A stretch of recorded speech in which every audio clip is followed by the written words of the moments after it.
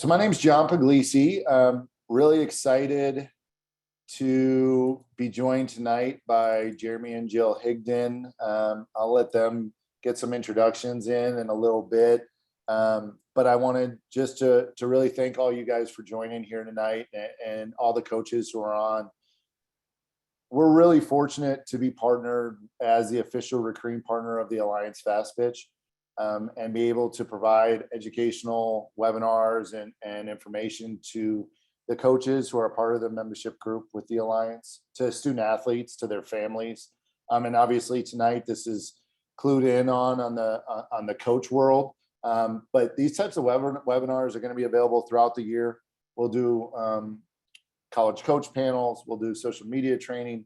We'll do some other interviews with some different organizational directors and coaches who are helping their athletes with the recruiting process. But we're just really thankful to be here today and to be a part of the Alliance family and everything that the Alliance stands for. Just as a quick little backdrop to how we got here and where we are today.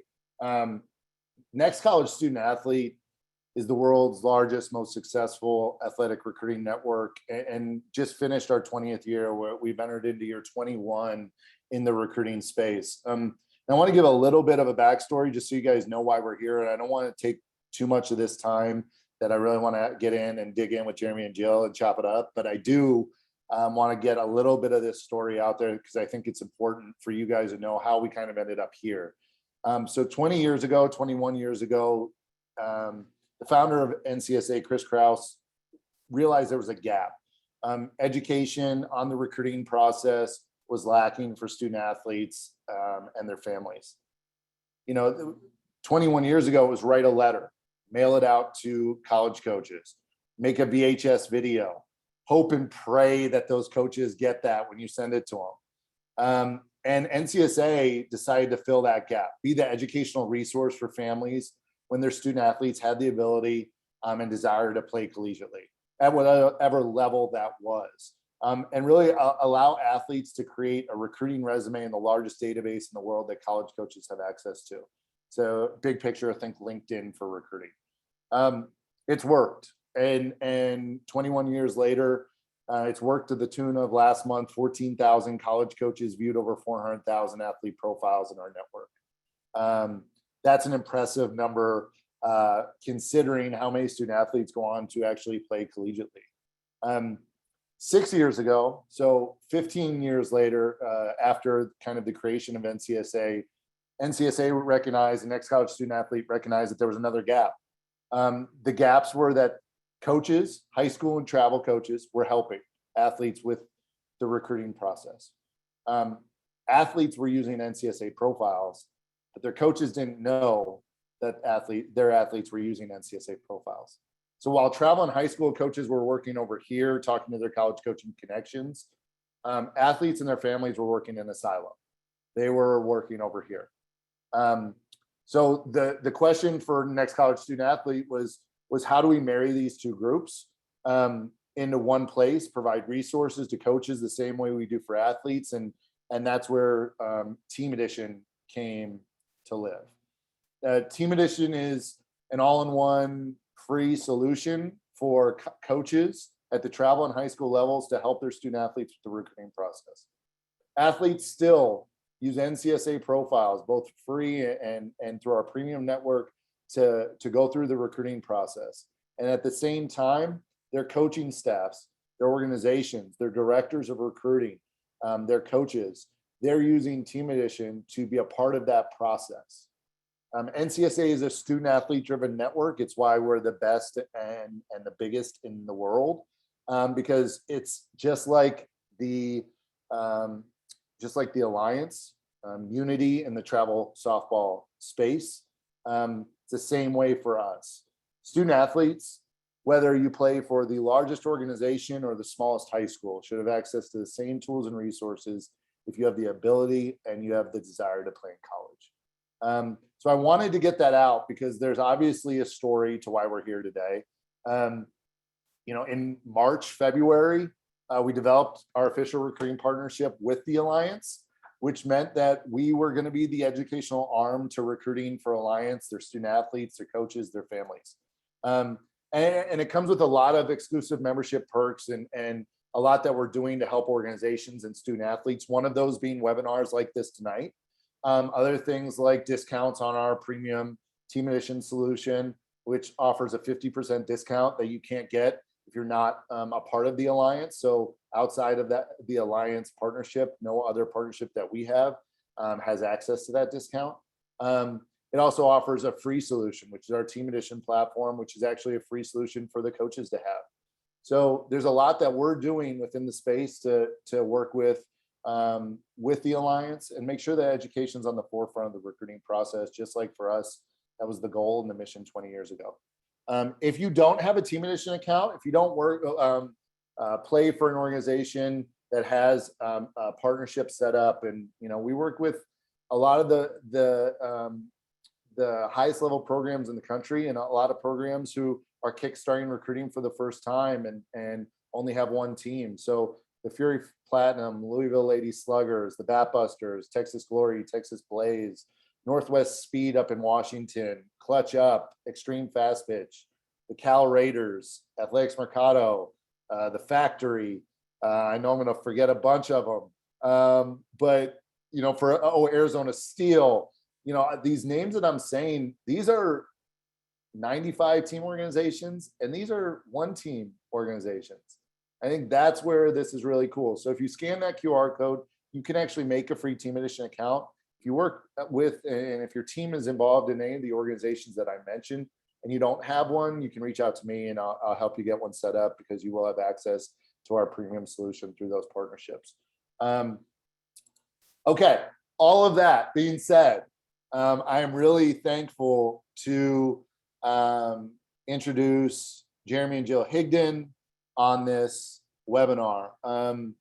Jeremy and Jill have become friends. We've been very fortunate as a team edition platform to work with Jill and Jeremy for the last couple of years with their Fury Platinum program. And quite honestly, I don't think there's two better people to talk about the recruiting process and how they assist their student athletes, what that looks like, what their student athletes do, and how they've created a place in the softball space where college coaches know that when they're looking and when they're recruiting a Fury Platinum student athlete, they're going to get someone that's a high performer, a great person, someone who can be trusted. And I just can't thank you guys enough for joining me. I think you probably know this, but you're on mute, so I'm going to say welcome and thank you. Yeah, I muted us just in case. Well, thanks for joining, guys. I mean, we've done this a couple times with you guys, and it's always the highlight of the year, the month, the quarter for me when we get to sit down and talk. And I want to kind of start big picture, and I'll even go backwards a little bit. And I'd love for you guys just to talk a little bit about the Fury Platinum program, how it started, where it started, and kind of how you guys have evolved and what it's developed into today. Because I think that'll set the stage, a lot like NCSA's story. I think that'll set the stage for a lot of the stuff that we're going to dive into. First of all, thanks for having us on, John, and I appreciate everybody that's listening in and watching tonight. But so in 2007, we started the original Fury Fast Pitch organization. In 2014, we split off to form the Fury Platinum organization. In 2014, Fury Platinum was 3 teams. And last year in 2021, this past year in 2021, we had 6 teams in Fury Platinum. Since 2014, Fury Platinum has sent around 73 players on to the next level in 7 years. And, that's probably the thing that I'm most proud of that our club does is, helps our girls and our parents kind of reach the goals and the dreams that they have. Sometimes we get them, some of our kids, we got them when they were 13, and we're going to, either just saw them off a month ago and cried, or, we're going to see them off, next year. So that's probably the thing that I'm most proud of that we do with our club. So. I think it's really cool in the space when you can have student athletes enter as 13 and 14-year-olds, and then they matriculate out of your program. And I know that means a lot to you guys. I know you go to signing parties and you go to graduation parties and you say goodbye to a lot of people who have come through your program. For the Fury Platinum program, how important is the recruiting process into when student athletes decide that they want to play for you guys? When you guys are talking about two student athletes about joining the program, how much do you guys talk recruiting kind of on the introduction to what you do? Well, I'll say that for anyone that is kind of in the building process with a small group, or as at the beginning of this, I will say that part of our success on the field has been built in building relationships and recruiting. So it really has gone hand in hand, that the better we do our job recruiting, the better players that we attract. And the better players that we attract, the more we win on the field. And the more we win on the field, the better recruiting goes. So it's a cyclical process. And I would challenge anyone kind of at the beginning of this process of maybe building a team, or you have a new team, or you're trying to build a small club, to think about that, like balance your recruiting efforts with your development efforts, because especially in the older age groups, being good at the recruiting side and building relationships and not burning any bridges and shooting college coaches straight. When you start to build that group of relationships that you have, kind of the softball world sees it and kids get attracted to it. And, this player that you have on your team now that plays high school ball with this player that plays on another club, and the kid on your team is telling a story about how much you do for their recruiting process, and the other player or parent is listening thinking like, well, that's not happening where I am. And then, next thing you know, that kid is, making a call or sending a text and wanting to play for you rather than the other team. So I think that early on, when we were really building, we would get players possibly from teams and clubs that would beat us, because our recruiting process and what we were doing on the recruiting side was better than what they were getting on the team maybe that was winning a little more than us.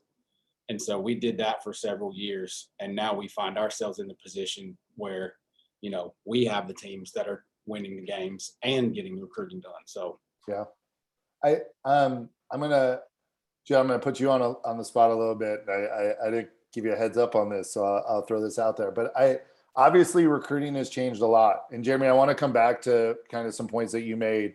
But over 20 years, right, recruiting has changed a lot. Jill, you were obviously a really high-level player yourself who went through that process.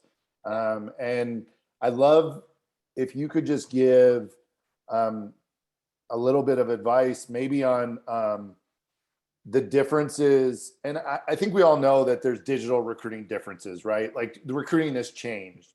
But there's also a lot of similarities. And I was wondering if you take anything from your own experience that you try and provide as support to the kids that you're working with within the program now. Yeah, for sure. So I played at a high level, but I also played junior college, and I also played mid-level. I had an attitude problem, so I played a lot of different places. And the thing that I like to say most is that it will happen for you. People tend to freak out. People tend to do this one time, and you don't know the first time you're going through it that everyone's freaking out, and there is a fit there. So yeah, I played all three of those levels, and they were all three great experiences. So I also love to say that it's not about playing at the highest level you possibly can. It's about finding the fit. My junior college experience was amazing. I loved it. It's where I found my husband. So yeah, that's why it was so good. It's a win in a lot of ways. I totally get it. But it's completely different, Sean. Yeah. Well, yeah. So like, I think I was having and I was having a conversation with a coach today who started a brand new program in Arizona, and she played at the University of Arizona, and she was a really high level player, and she committed to Arizona when she was 14. She said, like, I knew I wanted to go there, but that was a different time when I committed to them when I was 14. Like, that's a different, she said, and I'm starting my program now, and I want my athletes to know that they don't have to go to the University of Arizona. They could go to Williams. They could go to an NAIA school that's just started a program. They could go to junior college. They could go to a Division II, or I was a Division III athlete. I wouldn't trade my experience for the world. But people don't know that. Good Right. starting off. You think and so I'm wondering, you guys have had so many high level players. How do you guys approach fit with your athletes? Because the fit is not, it is not one size fits all, right? You could have a student athlete who can play at this level, but is looking for a school that's different, maybe super elite academically, but plays. How do you guys approach fit in your conversations? Because I know we have a lot of coaches, they may have 1.7% of high school playing softball players play Division I softball. So, if you guys are working with 100 athletes, I know some of our teams are much higher level than others, but the reality is that you're going to have D2s, D3s, NAIs, JUCOs. So how do you talk about fit? Well, I think that, and we'll probably get into this a little bit later, and this dovetails into the NCSA Team Edition concept and product. But if you, as a coach, are doing your due diligence and you're reaching out to college coaches and you're sending your schedule out each week, and your players are doing their due diligence, and also parents, and you guys are all doing your job and sending emails and going to camps and staying in communication, which means you should be attracting college coaches to come to your games. If you are doing all those things, the college coaches collectively will show the fit for you. Now, if you're not doing all of those things, then things definitely slip through the cracks. But I think that's kind of the point of the conversation that we're having, and that we're talking about this platform of Team Edition, is that all of the tools are at your fingertips for you as a coach and for your players to do what they need to do from when we started 20 years ago, in a fraction of the time, because of database and email. But if you are doing what you as a coach and your players and parents are doing, the things that you need to do, to me, the collective group of college coaches show you fit. So for us, we really try to educate our players and parents to not force anything. Not force, at 14 years old, it's going to be Florida State or nothing. Sure. All we have to do to make Florida State work is to just keep working hard and keep believing. Well, that's not how it works. I totally get that. I totally get that. Questions to ask yourself. I think we'll get there. I think, yeah. I think some of the really cool stuff that you guys are talking about is the resource of connections, but also the resource of providing your athletes information to be able to help themselves, so that the families can go through it. I have some highlights and just some major thoughts that I want to talk about with you guys, because I think you do them better than most. But just so you guys understand the Team Edition kind of model itself, and when Jeremy and Jill are talking about Team Edition, and Jeremy and Jill are talking about how their athletes have access, what Fury Platinum student athletes have access to as a part of a partnership that we have with their program, is that their student athletes have access to NCSA's premium platform, meaning they get education, they have a message center, they get a match percentage, they have a directory of college programs that they can research, and they can navigate, and they can connect with college coaches. They have recruiting education webinars that they can join pretty much every night of the year. I think it's 300 nights a year. But it's still athletes doing the work. Mhm. And it's something Jill and I have talked a lot about, is athletes putting in the effort. What they wanted to provide was a resource that allowed the families and the student athletes to dive in and let them put in the work while being a resource to use their connections that they have and to get college coaches to show up to their games. And I think these numbers are really impressive. And you guys have no idea what these numbers who are on this call, but what these numbers represent is their activity. The student athletes of the Fury Platinum program, that's 6 athletes or six teams. So keep this in mind. 6 teams is not a lot. The Fury Platinum athletes have sent 4,582 emails out to college coaches. That was in the calendar year in 2020. So in 2020, they sent over 4,500 emails to college coaches. They received over 2,500 emails and camp invites from college coaches. Their profiles within the NCSA network were viewed by 787 college coaches. And much like a follow on Twitter, where you get a timeline, college coaches followed student athletes from the Fury Platinum program 432 times. These numbers, when you break down a roster or an organization of 6 into a roster of 12, 13 kids, are really impressive numbers. And it's not just about the college coach interaction, right? Which is great. 787 profile views and 432 follows. Usually we see about 50%, maybe even a little bit less, 40% of your actual views will be follows. And this is much higher than that. But also look at the engagement from some of the most recruited student athletes in the country. They sent 4,500 emails out to college coaches, letting them know when they were playing in tournaments, letting them know that they wanted to attend their camps, introducing themselves and saying, hey, look at my profile, watch my skills video, call Jill and Jeremy Higdon, here's their phone numbers, 4,500 times. I mean, that's as impressive as it gets. So when we're talking in these huge overarching concepts about recruiting and how great it is to have a platform and all this stuff, it's still about what the athletes are doing. It's still about them putting in the work. And I really wanted to highlight these because what I think it does is it tells you that those Division III kids, Division II kids, Division I kids, if they want to have a successful recruiting experience, they have to do the work while you, in many cases, I know this is how you guys feel, while you guys, in many cases, can be the assistant to that process. And so I'm always shocked when I count these numbers up, and they've changed a lot over the course of the last couple of years, right? As we've done more training with your kids and we really developed the partnership. But I think it says a lot about who you guys are as a program.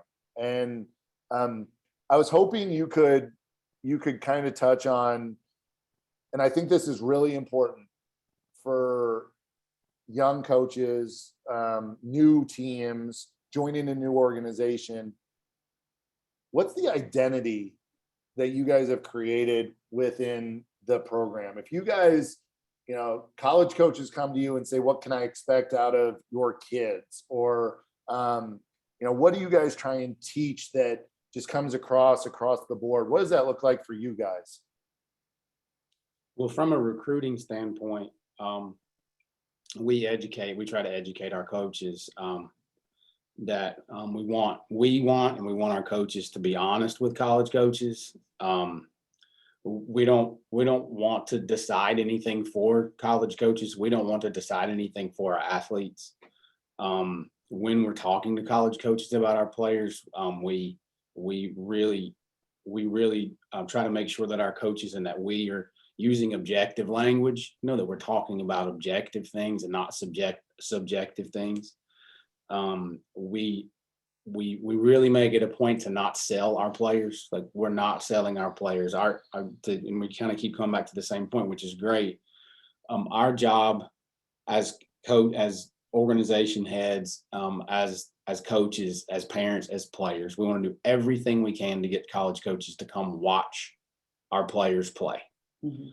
And when they come to watch, like, that is our job. Once we have gotten them there to watch, our job isn't finished, but that is the biggest part of it. Once we get them there, they're going to see what they're going to see, and they're going to form their own opinions. And then our job after that is to be responsive, follow up with college coaches, make sure we're answering our emails, answering our calls, circling back with coaches if they've given us the idea that they want us to circle back, then we do. So, I think that's our reputation. And one of the things like that we tell our coaches as they get older and the college and the recruiting part is really starting to kick in, is when they're at the park, we just tell our coaches to go, behind the backstop, which is typically, what we're talking about at a tournament. We'll just go out, shake every coach's hand that's there, introduce yourself, be personable, and then leave them alone. Mhm. Right? They've got your phone number on the brochure. They have our phone number on the brochure. Leave them alone. If you want to circle back at the end of the game and tell them thanks for coming, great. Mhm. And then leave them alone. Yeah. I for you guys who are on the call, I know Jeremy and Jill know this, but I was a college basketball coach for a decade. That's what I did at the Division 1, 2, and 3 levels, and I helped start an AAU program myself in basketball. But I think that advice that you just gave is so important, and it's like, coaches are there to trust their eyes. They trust you enough to show up, Mhm. right? And that took time.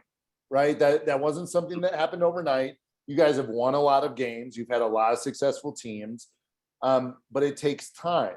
But the way you framed it is, we're being objective. We're not making any promises. We don't tell kids where to go. We're honest. Coaches want to show up for good people. People buy from people, right? It's the same thing, and that's how relationships work. So what you guys are telling your coaches to do at these events, say hello, go coach your team. They're there to watch the game. We did our job. Kids have to perform. You have to win. You have to play well in front of them. And your athletes are doing that at the same time, which is really cool, which I think is the most impressive thing about that 4,500 email number is your athletes are spending the time sending college coaches their information. Here's where I'm playing. This is the event we're in.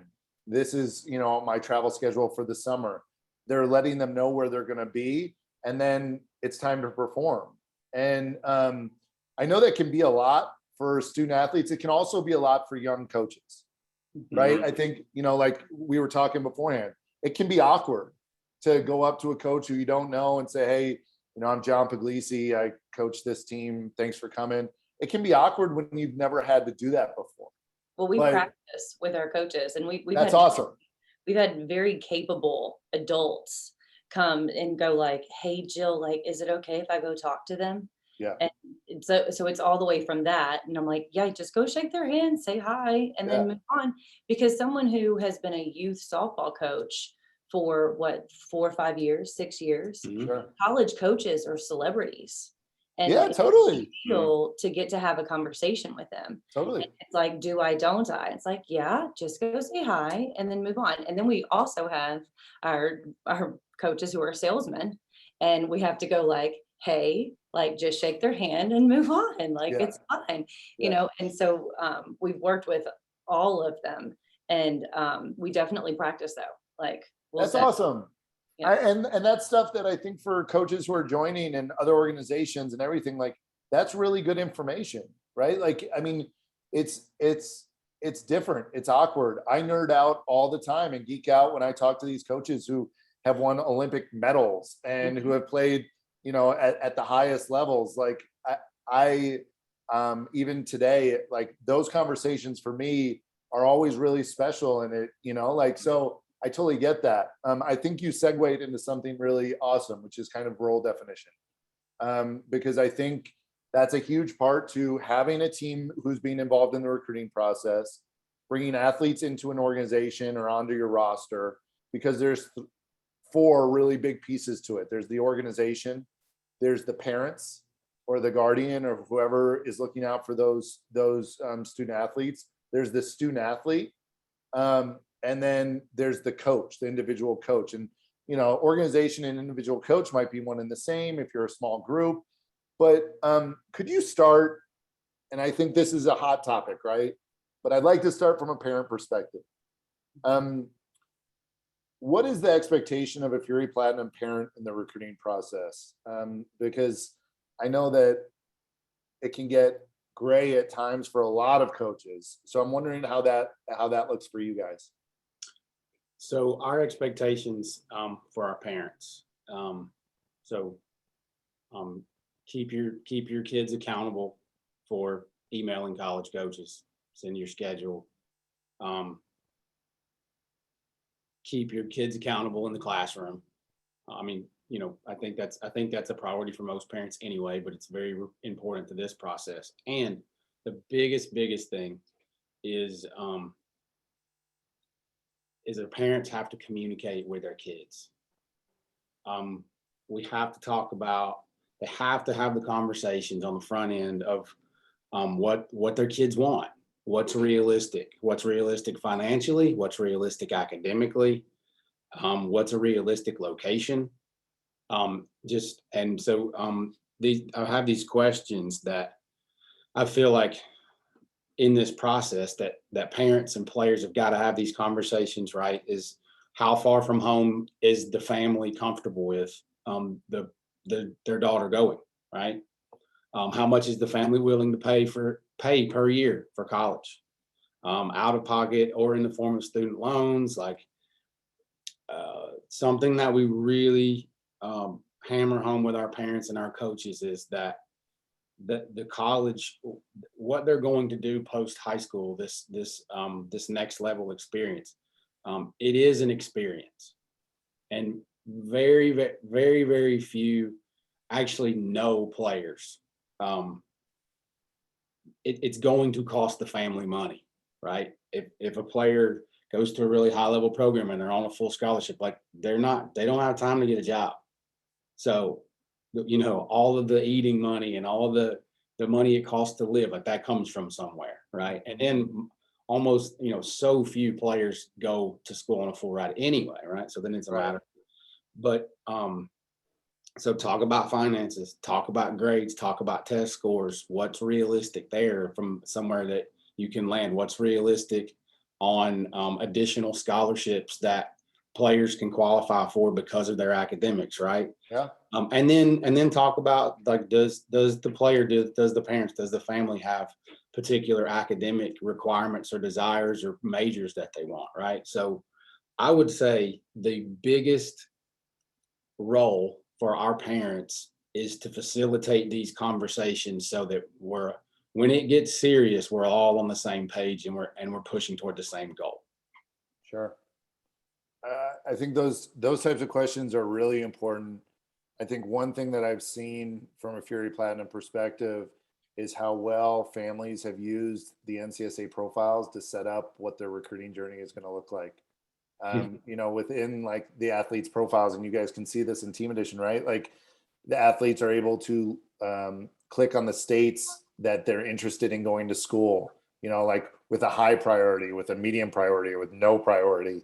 Generally we see a lot of students in the South. They stick in the South, they stick in the surrounding areas. Those students on the West Coast, they don't know what it's like to be snowed in the Northeast. So they, generally tend to stay around home. I use a 6-hour radius rule, which maybe even a little bit big. And when you're talking about D2, D3, NAIA, JUCO, I think generally students fall within that. And at most kind of levels of Division I, till you get to kind of the highest level, I think they even stick within that 5 to 6 hours. There's obviously outliers always, right? But your student athletes from the Fury Platinum have actually built those in through conversation. And one of NCSA's resources is match percentage, which actually tells a student athlete how likely they are to be a good fit at a school based on the preferences of themselves, based on their ability, based on their academics, based on the preferences of the coaches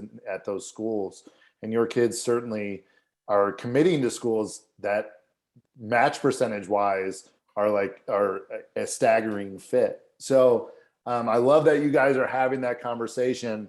And to me, it sounds like the parent's role is to be a facilitator, right? A conversation starter, a realist, hopefully. How do you guys approach that real conversation? Because I think that's, like, I know you've had student athletes who, and maybe this is the conversation you've had to have with them, or maybe it's the conversation they've had to have with their student athlete, but where the parent says it's a D1 or bust kid, and the student athlete is maybe not so much, or maybe the student athlete is saying, I'm a D1 or bust kid, and the parents like, how do you guys facilitate all of that? Because that's a real, I don't want to call it a problem, but a real conversation that you probably have to have quite often. Yeah, well, I'll go back to what I said earlier. I believe if you as a family and your coach and your organization head, all the people that are involved are doing all the things they can do to reach out, send emails, go to camps. The college coaches will tell you, right? If Awesome. if we have sent 100 emails to the University of Tennessee over the course of 2 years, and they haven't opened them, then we know the answer. Yeah, I used to use the phrase "you are who is recruiting you," right? Right. You are who's recruiting you. You're as Right. I good. mean, there are student athletes, and I hope that nobody takes this the wrong way, right? Because that's not.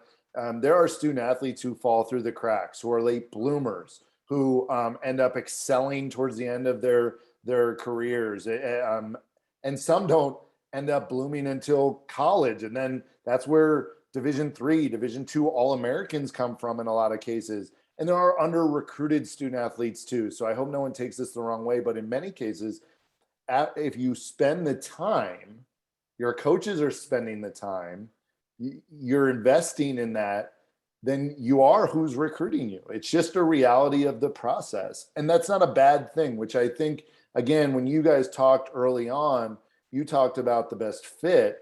That's where that conversation is really important. And I hope coaches who are coaching these student athletes when they're 14, when they're 16, if they're, a mixed team and they're 18s and they've got a younger group, I hope you're talking about the end goal is if you want to play in college, you're going to find the best place to do that.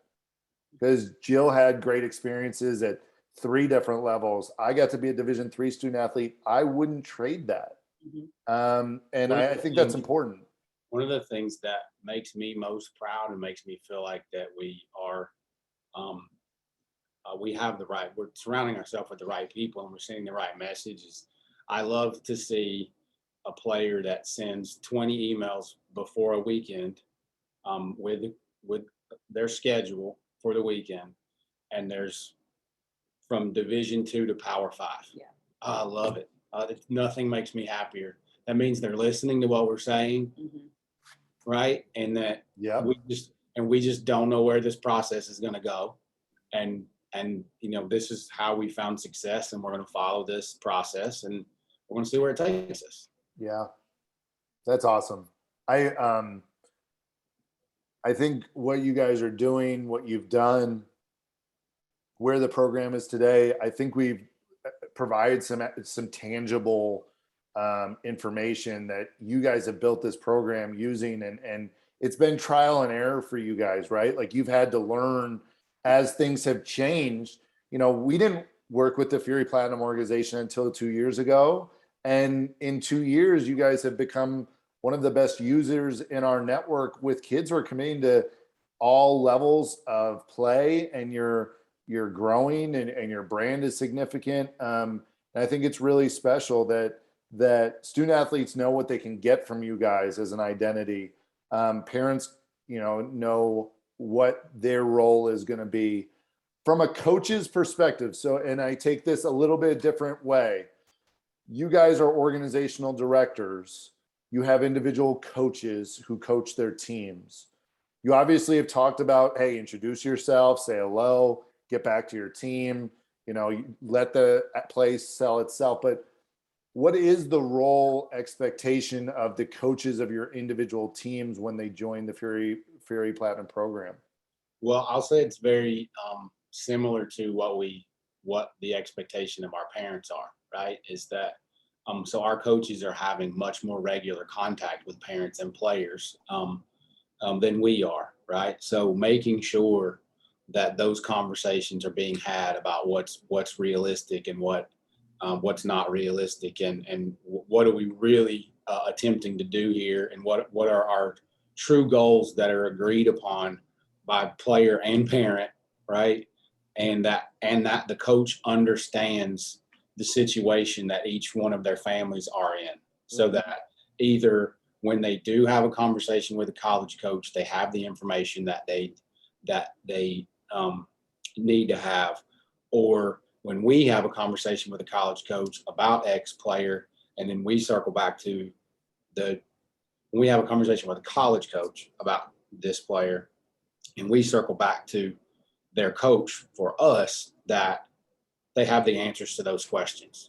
What situation, what do her grades look like? What situation are they in financially? How far, and this is questions we're asking our coaches. How far do you actually think she's willing to go from home? How far do you actually think her parents are willing to let them go? And, even something as simple as a piece of the conversation for parents is like, are you the type of family, or do you have the type of family unit where you're going to try to go to all of your kids' college games? Or is that not a priority for your family? That's different across families. There's no wrong or right way to do that. But that is going to impact possibly where a player needs to or should end up. And it's important for the coaches to be on the ground working for the kids. So Jeremy and I have been in this for a long time. We have relationships with everybody. And so if we're not careful, our coaches will kind of expect us to do the groundwork for them. Right. And which is actually like a realistic expectation if you don't know all the work that goes into it. Mm-hmm. So each role, and kind of what makes sense to me is it's kind of a ladder. Like the player and parent work together, and they're on the ground and they're putting in the emails and they're making sure that things go out. And then you've got their coach, their travel coach, that's facilitating the conversation with the college coaches and us, and making sure that everyone is getting everything done. So we can't as organization heads oversee 5-6 teams worth of recruiting. So the coach, their actual coach, has to be on the ground having the conversations, moving the recruiting process forward whenever it's appropriate, ending the recruiting process for some schools when it's appropriate. And then allowing you guys to be an assistant to all that. Exactly. We're a resource. Yeah, which is so awesome, and I know everyone on this call doesn't have that, right? And I would tell you that you can build it. You can build those relationships. You can, but it's about open and honest communication with families, with your players, with the college coaches. Jeremy talking about objectivity, and Jill mentioning honesty, and that stuff goes a really long way. Telling a coach, hey, you should come watch this player is different than you need to offer this athlete. It's different than this kid is perfect for you. Because, and I used to tell my friends who, when I was coaching in college, who would call me about kids that they had, I would tell them, how do you know what's perfect for me? Were you in practice yesterday? Right. Do you know that we just lost our point guard and we have 3 centers on the depth chart? It's the same thing at all levels of recruiting. So open and honest communication is really key with everyone that you're working with. And I think that goes back to the expectation of what student athletes, parents, what they know they're getting when they join the program, and what college coaches know that they're getting when they come watch one of your teams play. because a kid who might be a great fit on paper might not fit what that college program is looking for in that recruiting class. Well, and Jeremy and I are both really, really careful whenever we communicate with a college coach about a specific player. Like I think the most I'll say is, this is the kind of kid that I know you to like. Like, she seems like someone that Sure. I'd like to see on the field. But That's about as far as we'll And go. here's an added piece to that, is if that athlete isn't the right fit, you're not taking it personal. No, You know, because it's not that. And I think for it's hard for us as coaches who are so invested. And let's take it to like a single 16U coach who's on this call, right? I would probably take it really personal if I had spent all this time getting all these coaches to show up and telling these coaches about all these great kids that I had, and then those coaches show up and then they leave right away because what they thought they were going to see, they didn't see, or, you know, and it's not personal. And that's why I think it's just really important to be honest with yourselves, be honest with your student athletes, set the expectation early, and have that open and honest communication with the college coaches that you're trying to connect with. So a line that I use most often with college coaches is when I'm talking to them about a player, I'll say, I think she's worth you coming to take a look at. Sure. And that's as far as it goes. And then after that, I'm not going to tell the coach what type of player they are. Now, then I'll go into how great her family is, how interesting of a kid she is, how she like cracks everybody up in the dugout. But like, as far as it comes to like, Skill. as far as it comes to like what they're doing on the field, you just have to let them trust their, hey, so I have these, and I do this every time I do a recruiting talk, and I don't know how I came up with these things, but it's pretty interesting because we're kind of talking about how complicated it is and taking things personally or not. And I like to lay out, like, to me, there are like 6 major factors that have to line up for a player to end up at a school, or let's just say for a player to end up getting an offer. And I think this kind of might help for it to not feel so personal. So the particular program's roster needs for an incoming class, like that's factor number 1. What are their roster needs? What positions do they need in X class? How much scholarship money do they have for that particular class? What is the interest level from the program toward a student athlete? What is the interest level from the student athlete in that particular program? What are the financial needs of the student athlete and their family?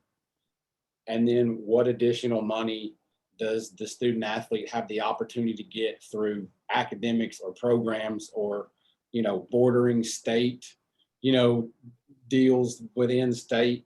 And like all 6 of those things have to line up for the conversation to ever get to like, let's make an offer. It's a lot of things to line up, right? So that it's a sometimes difficult, kind of very nuanced process if done right. So, Jeremy, you could have saved me a lot of time if you would have just sent me those in advance, and then we could have just done the webinar like that. No, that's awesome. I appreciate that, because that is like, that's the setup.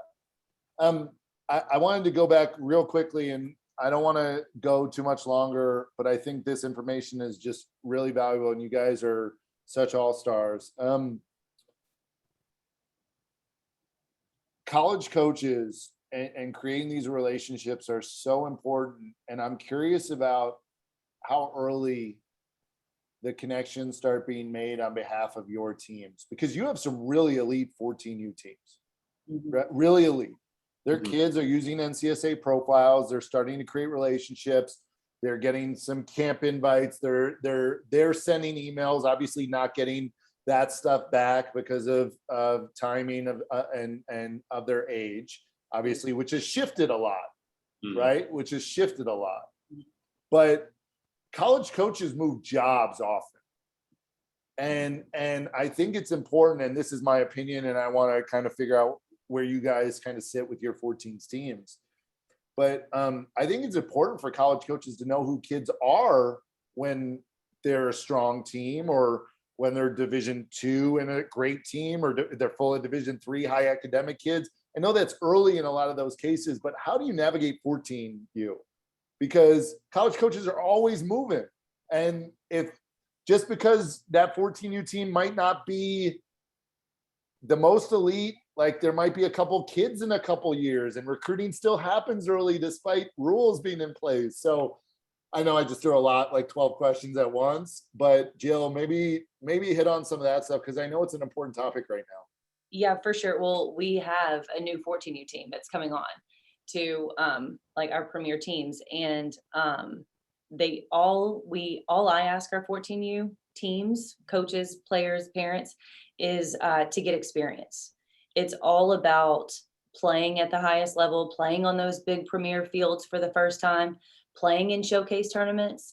At that age, they've heard of showcase tournaments. They know they exist. They know that college coaches show up, but they don't really know the pressure of that. They don't know what it feels like to perform when a college coach is standing behind the backstop. So to me, those 14U years are about getting that experience, just feeling those eyes on the players, teaching the parents how to act in the stands. That's what 14U is for me. And then also they're going to camps. And so they start getting on these coaches' boards, and they start to develop a relationship with the type of kid that they are and the type of athlete they are. But that's kind of it. You're just kind of dipping your toe in the water of recruiting and letting people know that you exist, but that's kind of it. And the emails that go out from our kids, it really is. I mean, yes, you're getting on the coach's board, but it's a lot about practice. Yeah. It's creating, it's kind of like our kids are sophomore in high school. And that freshman year was a lot of just practice. It was like practicing high school.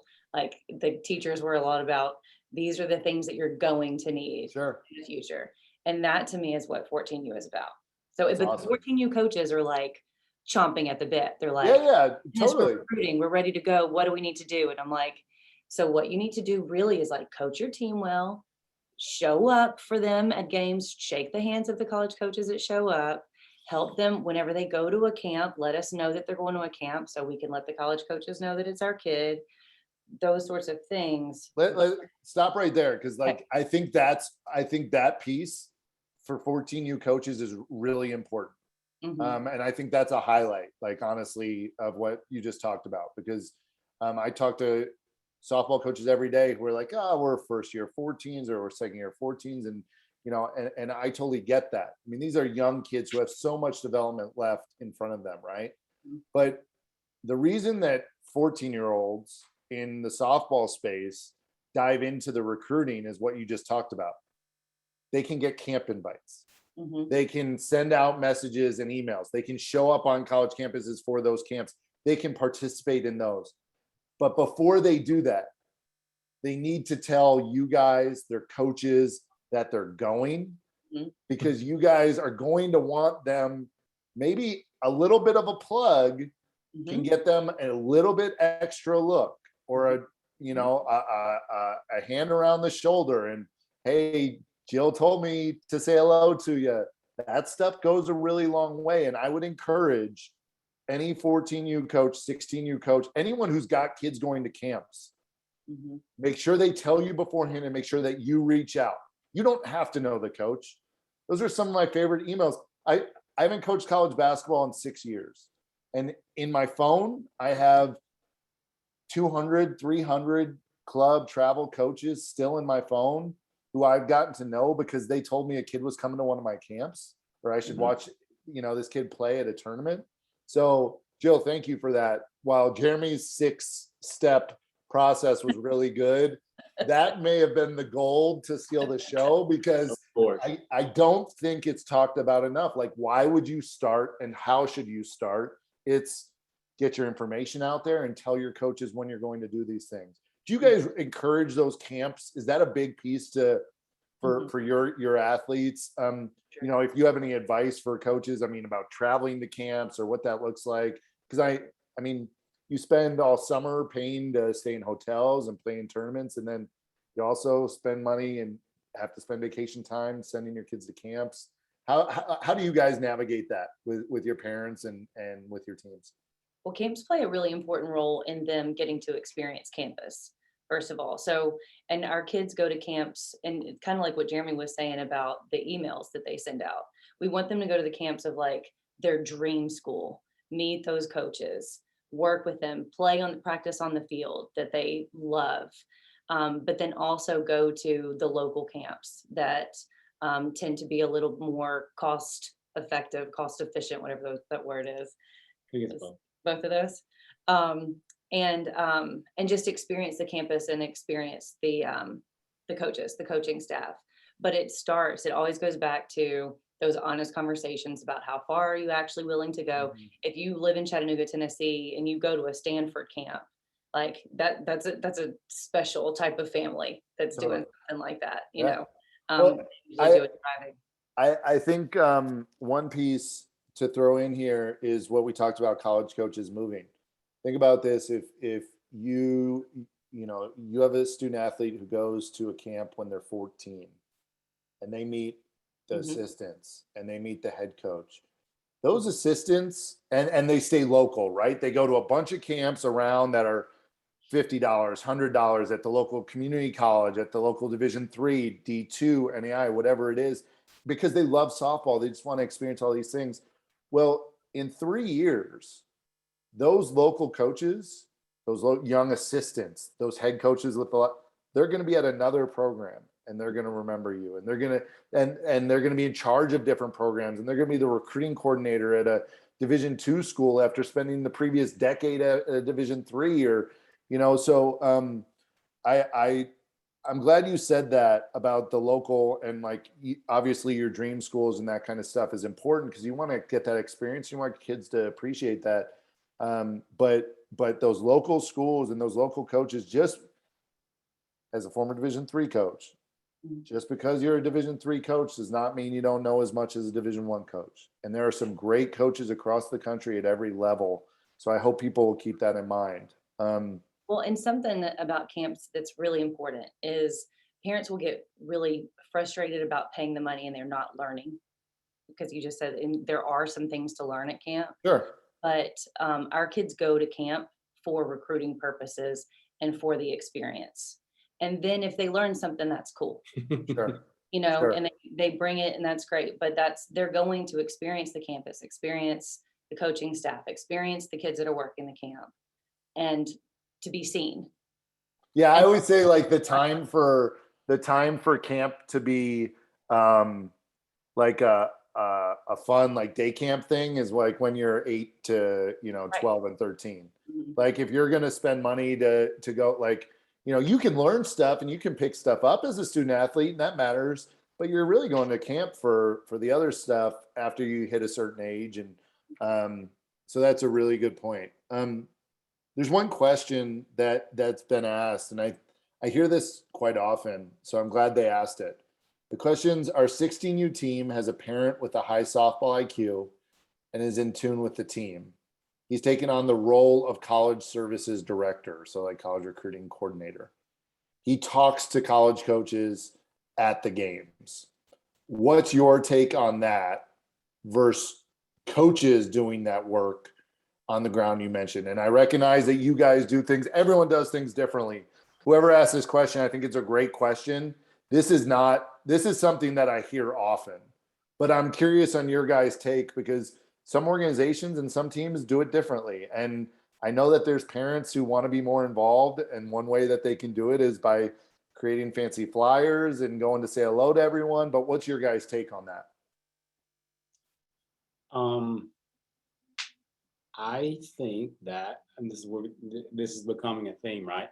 I think that can be as effective as the communication between the head coach and that person, Mm-hmm. right? So we're fortunate enough that we're fortunate enough now that on our most elite teams, we've got coaches that either are or aren't parents that have been doing this for a long time, and they have a lot of their own connections with college coaches. And so it's a really, the recruiting part for us, again, I feel so fortunate, is a very collaborative process between ourselves and our assistant director, and then some of our assistant coaches who have been around for a long time and have their own college coach contacts. And so the key for us all is that we have to communicate.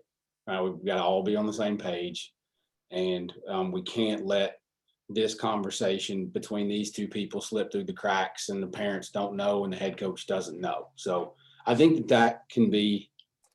How much conversation really needs to be happening? And I'm talking from a college coach's perspective, but like, I mean, how much conversation? You guys are telling people go up, say hello, leave them be. You know, I mean, how much conversation really needs to happen during the game?